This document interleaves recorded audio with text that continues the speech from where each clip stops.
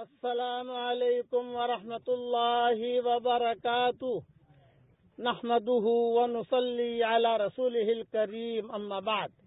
آج کا سبق سن لیجئے۔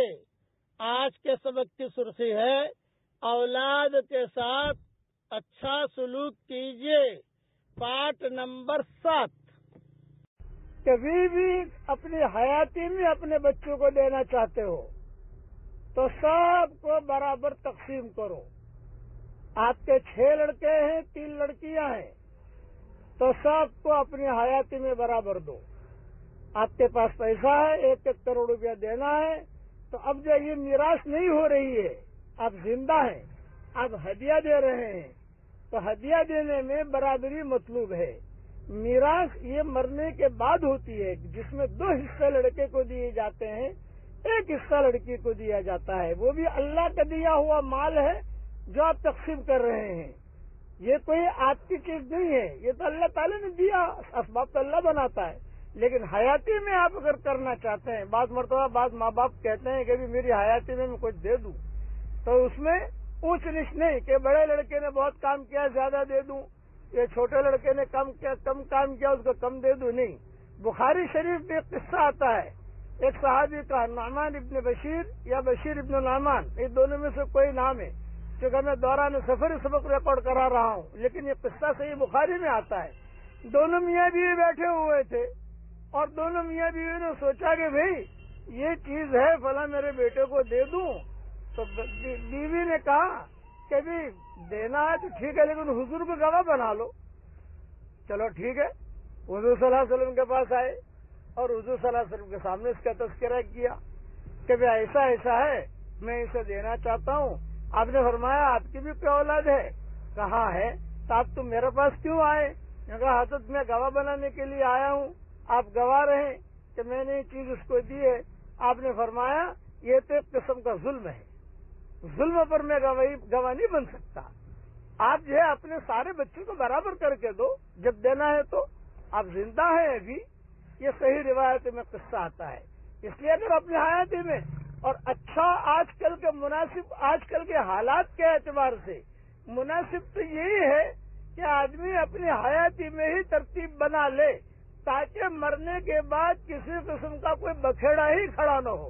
جہاں دنیا بھر کے حساب کتاب آپ کرتے ہو کرنا جانتے ہو، اپنے حیاتی میں بیٹھ کر ترتیب دو کہ میں جائے یہ چیز فلاں کو اس کو مالک بنا دو، بھئی یہ چیز تمہاری ہے، میں زندہ رہوں گا تب تک میں اسے دیکھتا رہوں گا، انشاءاللہ میری آنکھیں بند ہو گئی تو یہ چیز تمہاری ہے۔ اور اگر خدا نہ خواستہ بعض مرتبہ لڑکا جو ہے باپ سے پہلے مر جاتا ہے، عمر ابن عبدالعزیز کا ایک بیٹا تھا، اس کا نام ایوب تھا، تو اس کا انتقال عمر ابن عبدالعزیز سے پہلے ہوا۔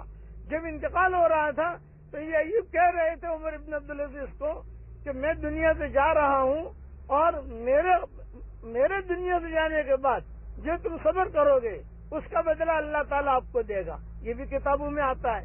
تو جو چیز عمر ابن عبدالعزیز نے دی تھی ان کو، وہ ان کی ہو گئی، ظاہری بات ہے۔